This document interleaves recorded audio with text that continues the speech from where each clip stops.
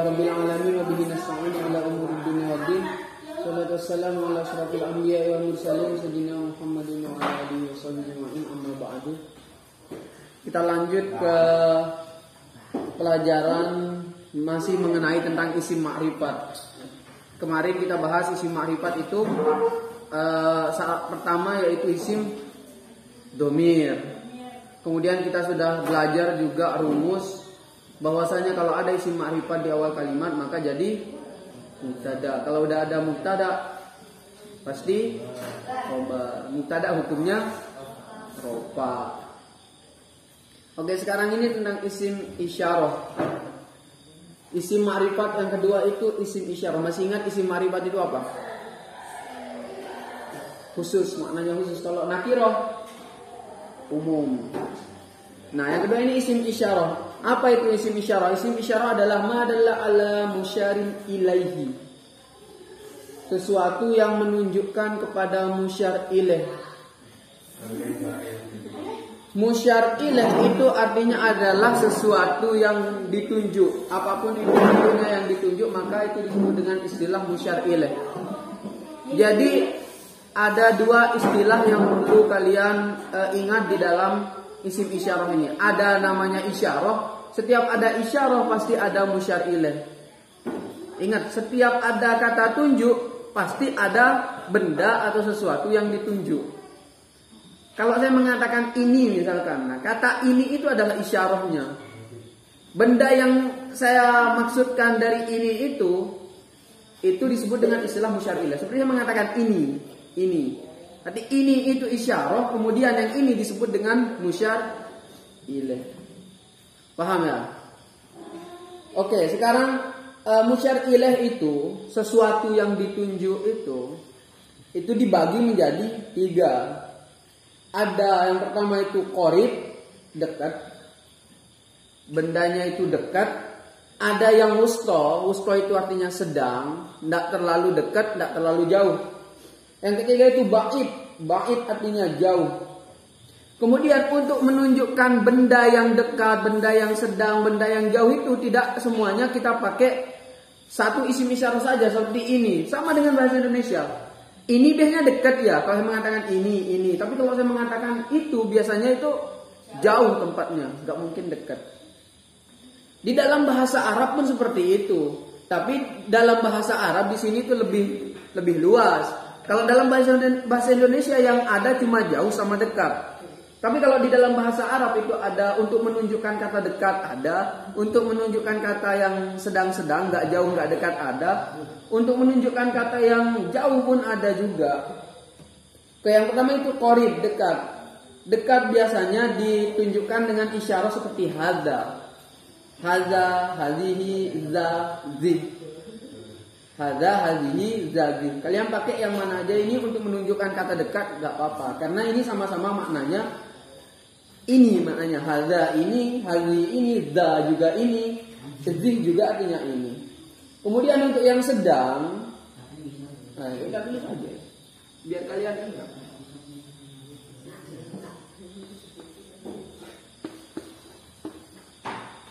Jadi isyarah itu ada 3. Ada yang qorib, ada yang wusta, ada yang ba'id. Qorib artinya dekat. Bisa kita tunjukkan dengan kata-kata hadza. Hadza untuk muzakkar, hazihi untuk perempuan, za bisa untuk laki-laki lagi, muzakkar bisa pakai zi untuk perempuan lagi. Hadza, hazihi, za, zi. Hadza kitabun, ini kita berarti menunjukkan kalau kitabnya itu dekat.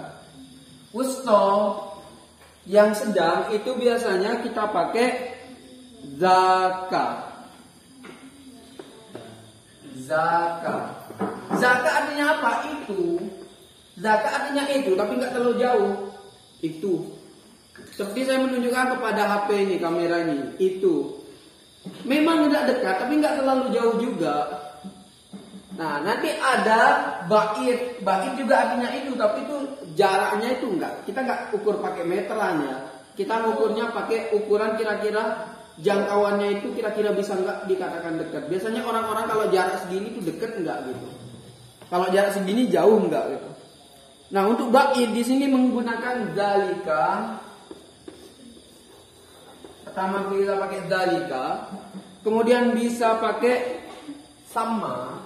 Ini bukan thumma ya. Bedakan antara thumma dengan sama. Kalau thumma, kalau dia dhamma, itu artinya kemudian. Kalau sama artinya di sana.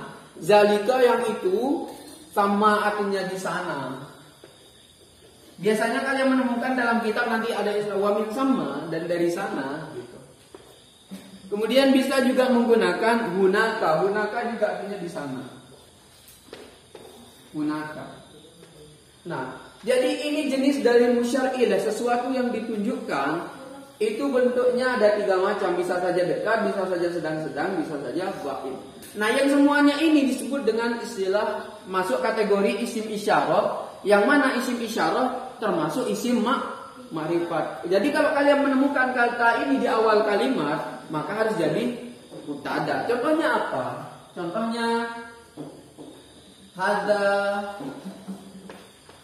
kitabun. Hadza adapun ini, kitabun ialah kitab. Hadza i'rabnya rofa. Kenapa kok rofa? Karena jadi mubtada. Tanda rofanya menggunakan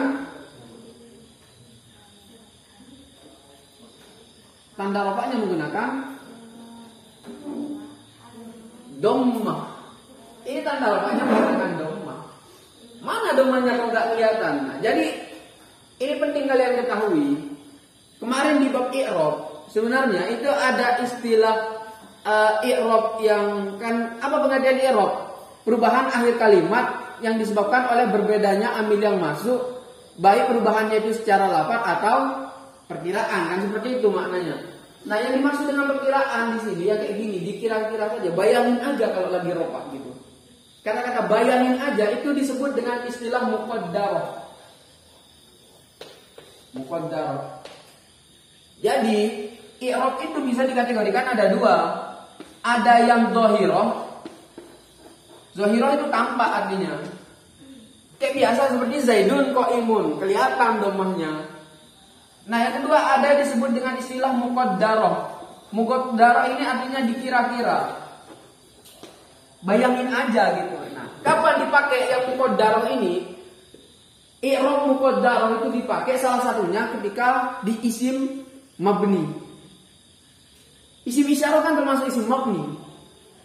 Enggak kelihatan berubah itu, enggak kelihatan berubahnya.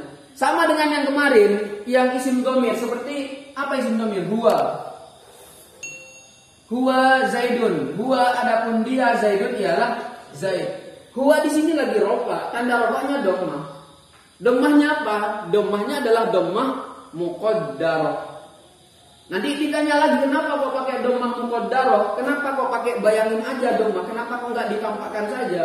Enggak bisa ditampakkan karena huwa ini isim dhamir ini sifatnya adalah mabni. Sama dengan yang ini hadza kitabun. Enggak bisa kalian baca hadu. Karena di sini sekalipun dia dhammah tapi dhammahnya tidak menggunakan dhammah yang tampak, tapi menggunakan dhammah yang muqaddarah, dikira-kira saja. Bayangin aja kalau ini lagi dhammah. Intinya adalah ini lagi rofa, tanda rofanya pakai dhammah gitu. Karena kenapa? Karena dia jadi mubtada. Setiap mubtada pasti ada khobar. Khobarnya di sini i'rabnya rofa, tanda rofanya menggunakan dhammah. Dhammah apa namanya? Apakah dhahirah atau muqaddarah? Dhahirah, tampak. Kenapa kau menggunakan i'rab yang tampak? Iya, karena dia bukan isim mabni. Ada banyak tempat dipakai i'rab muqaddarah itu, harkat muqaddarah istilahnya. Harkat muqaddarah itu tempat pemakaiannya itu banyak. Salah satunya adalah isim mabni. Jadi semua yang isim mabni, isim mausul, isim dhamir, isim isyarah itu yang mabni itu.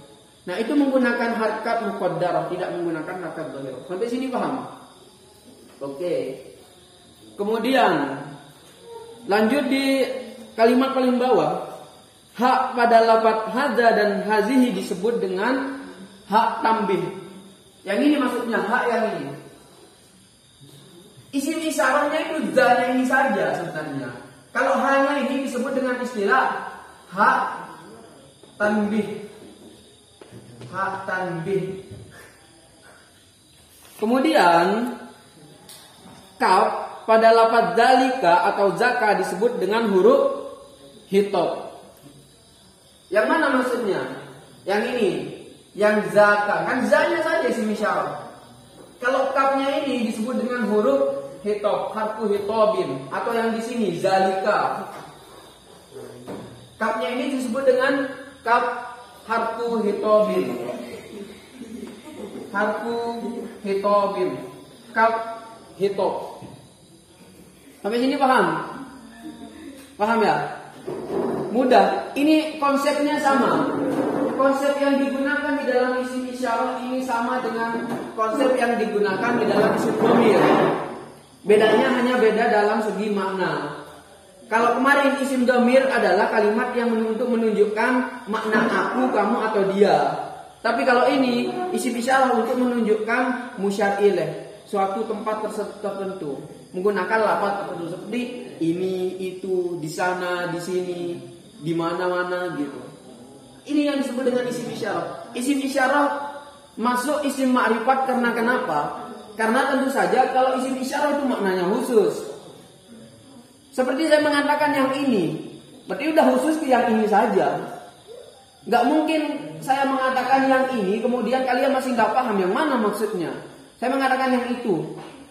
Ya maksudnya ya khusus yang itu saja.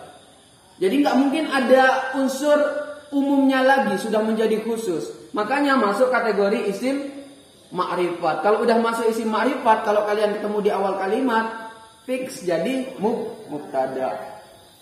Paham? Yes, cukup. Ada pertanyaan? Kalau enggak ada, kita cukupkan sampai di sini. Semoga barokah manfaat. Wallahu a'lam bishawab. Al-Fatihah.